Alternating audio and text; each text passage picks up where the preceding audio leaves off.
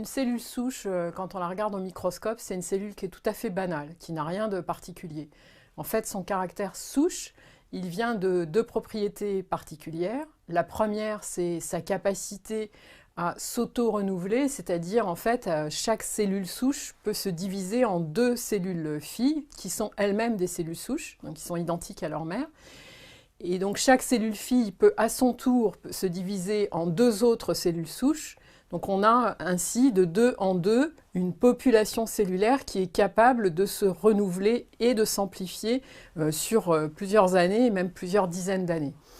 La deuxième propriété particulière des cellules souches par rapport à des cellules qui ne sont pas souches, c'est le fait que ces cellules, à un moment, peuvent recevoir un signal de l'extérieur qui vont leur indiquer qu'elles s'arrêtent de se diviser en cellules identiques, mais qu'au contraire, elles commencent à se spécialiser pour devenir une cellule d'organe, devenir une cellule cardiaque, une cellule du système nerveux central, une cellule du tube digestif, une cellule de la peau, etc. Il y a deux types de cellules souches que tout le monde connaît. La première, c'est le jaune d'œuf. Le jaune d'œuf est une seule cellule qui, lorsqu'elle est fécondée, au bout de à peu près 3 semaines, va donner naissance à un petit poussin, c'est-à-dire un organisme complet, vivant, avec tous ses organes. La deuxième cellule souche que tout le monde connaît, c'est l'ovocyte qui vient d'être fécondé par le spermatozoïde.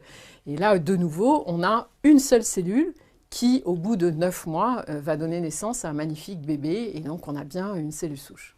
Depuis une quarantaine d'années, on sait maintenant qu'il existe d'autres types de cellules souches dans l'organisme. Et les premières à avoir été étudiées, ce sont les cellules souches de la moelle osseuse. Ces cellules souches, ce sont celles qui permettent le renouvellement du sang. En particulier, nos globules rouges sont complètement renouvelés toutes les 3 semaines grâce à ces cellules souches de la moelle osseuse, mais aussi une partie de nos globules blancs et de nos plaquettes. Et ces cellules souches sont déjà utilisées en médecine de façon courante dans certaines maladies, en particulier dans certains cancers du sang. Et puis, de façon plus récente, à peu près une dizaine d'années, on s'est aperçu qu'il y avait en fait des cellules souches dans tous les organes. Il y en a dans le cœur, il y en a dans le foie, il y en a dans le cerveau, il y en a bien sûr dans la peau qui participe au renouvellement des poils, mais aussi à la cicatrisation. Et donc, chaque organe contient des cellules souches qui sont quand même des cellules spécialisées d'organes, c'est-à-dire qu'elles sont capables de renouveler les cellules de l'organe dans lequel elles sont, mais elles ne sont pas capables d'être utilisées pour renouveler un autre organe que celui dans lequel elles sont. Ce qui est intéressant aussi pour ces cellules souches dites adultes, donc qui sont présentes chez l'adulte, c'est qu'on les retrouve en fait tout au long de la vie. On les retrouve donc bien sûr pendant la vie embryonnaire, puisqu'au départ on a une seule cellule souche qui va ensuite se multiplier et se différencier, mais on les retrouve donc chez l'adulte, chez le vieillard, et même on sait depuis quelques mois maintenant que ces cellules souches persistent après la mort pendant encore quelques semaines. Donc ce sont des cellules qui sont quand même très particulières. Alors, le problème de ces cellules dans les organes, c'est qu'elles sont difficiles d'accès. C'est compliqué d'aller chercher des cellules souches cardiaques dans le cœur, d'aller les chercher dans le foie ou encore dans le cerveau.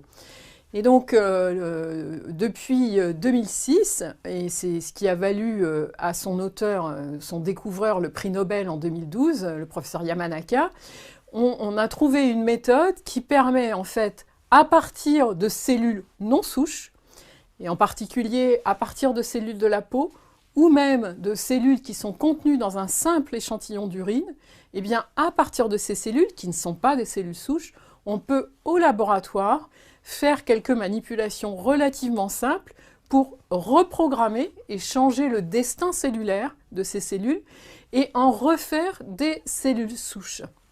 Et donc, une fois qu'on a ces cellules souches, on peut les différencier en cellules d'organes, c'est-à-dire de nouveau faire des cellules du cœur, des cellules du foie, des cellules de la peau, etc. Comme si on avait au départ eu une cellule souche. Donc ces cellules sont très intéressantes parce qu'elles permettent d'une part d'avoir dans une boîte de culture au laboratoire des cellules qui ressemblent très fortement aux cellules du patient. Donc c'est un modèle d'étude du patient et d'éventuelles maladies qu'il pourrait présenter. Et puis, il y a aussi un espoir, mais beaucoup plus lointain, d'utiliser ces cellules souches pour traiter des maladies d'utiliser les cellules du patient lui-même pour traiter des maladies dont il serait porteur.